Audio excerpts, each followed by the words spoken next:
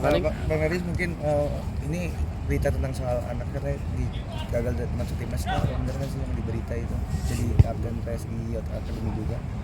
Salah orang, beda orang. Iya, jadi kan anak ada dua, ada Leo, ada Diego. Kemarin yang ikut seleksi timnas itu Leo. Dia usianya kan dia 16 ya, jadi 2007.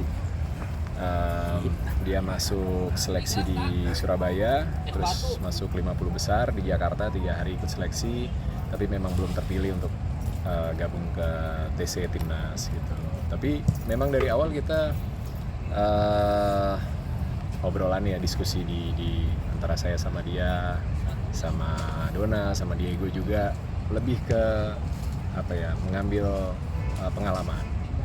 Nah, kan mungkin ini pertama kali buat Leo ikut seleksi timnas gitu ya, terus bisa ketemu sama teman-teman seumurannya dia, seangkatannya dia di Indonesia yang memang sama-sama punya mimpi yang besar gitu kan, jadi pemain sepak bola profesional, suatu saat mungkin bisa membela timnas gitu. Jadi akhirnya kita sepakat untuk ya udah kita coba untuk ikut, kita jalanin tanpa target apa-apa. Ya kalau ternyata lolos itu rezeki gitu kan, tapi kalaupun enggak, ada banyak sekali pengalaman, pembelajaran yang bisa diambil dan jadi apa namanya, bekal lagi untuk Leo menempa diri jadi pemain bola yang lebih baik lagi nanti ke depan. Tapi sampai mengeluarkan biaya budget banyak untuk anak sekolah luar negeri itu gimana Kak Darius sendiri? Ya itu apa ya, pilihan yang diambil ya. Aku sama Dona bersyukur ada rezekinya dan bisa kasih salah satu opsi terbaik mungkin buat anak-anak untuk mereka bisa masuk akademi di Eropa, terus bisa menempa diri dengan metode sepak bola yang ada di tempat terbaik ya. Kita harus jujur lah, kalau bicara kiblat sepak bola masih Eropa kan. Dan memang shortcut gitu, memang bukan masuk lewat bawah, karena kalau masuk lewat bawah ngejar ketertinggalan sih, ngejar umur gitu, kan ada batas umur.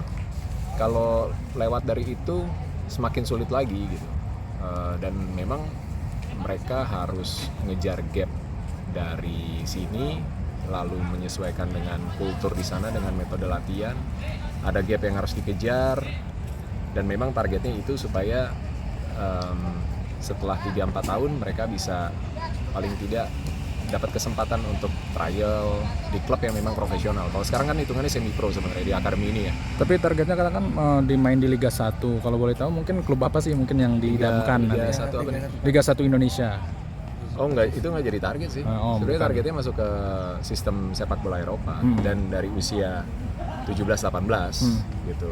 Karena kan sebenarnya kalau bicara pembinaan sebenarnya sama nih di sana sama di sini sistemnya, grassrootsnya. Sekarang kalau di sini mungkin kenalnya EPA gitu ya, akademi yang langsung dinaungi oleh klub profesional yang berlaga di kalau di Indonesia mungkin baru kasta tertingginya ya. Kalau di sana kan bahkan sampai klub lokal yang di tempat mereka apa namanya, kota tempat mereka sekolah di akademi itu divisi 4 nasional Prancis.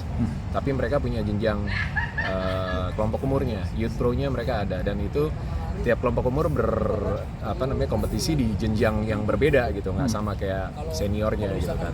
Kebetulan kalau untuk U15 terus U18 ya mereka memang ada di regional 1, jadi tier tertinggi gitu di Liga Prancis gitu. Jadi targetnya masuk ke sana, atau mungkin negara-negara dekat Prancis mungkin ngambil Swiss biar kompetisinya mungkin, kalau kita ngeliat, kita harus jujur memang ada gap gitu antara sepak bola Indonesia sama sepak bola di Eropa gitu kan.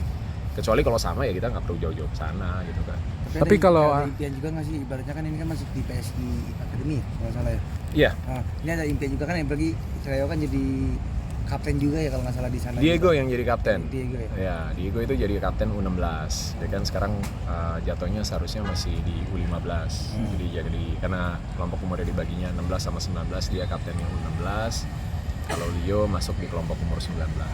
Tapi ada harapan kayak misalnya masuk ke klub-klub kayak Premier League atau apa, kayak misalkan kayak Egy Maulana kan sempat di klub mana itu yang di ya, juga. Yang harus kita sadari, sepak bola itu bukan instan. Kita nggak bisa anak-anak kita itu latihan 6 bulan, setahun terus harapannya udah langsung tinggi masuk klub top tier atau segala nggak semudah itu realitanya gitu.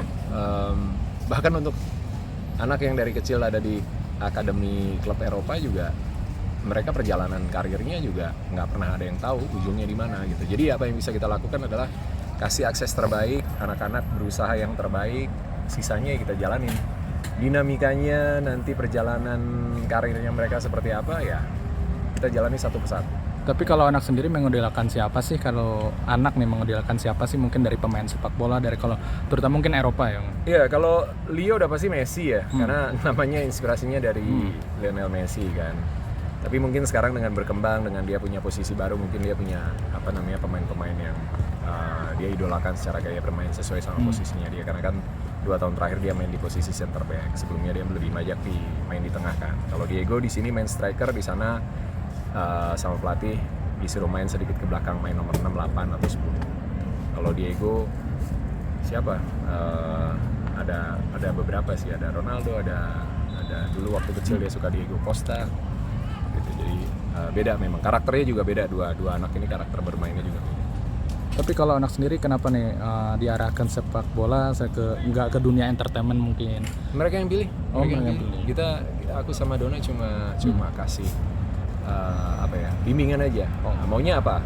Oke, mau bola ya harus belajar di Eropa. Berarti harus jauh dari rumah, jauh dari mama papa, ya bisa sama teman-teman ya kan, harus adaptasi dengan budaya baru, harus latihan keras, ya itu konsekuensi yang mereka pilih. Dan kita ngelihat bahkan dari sejak di sini di SSB terus mereka harus nambah porsi latihan setiap hari, mereka jalanin itu ya, kita percaya sama komitmen yang mereka tunjukkan dan terbukti.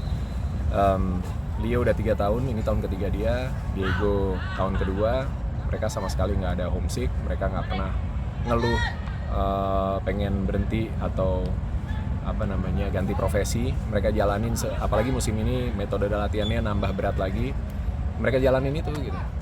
Dengan segala dinamikanya mereka telan lah. Oke? Terima kasih.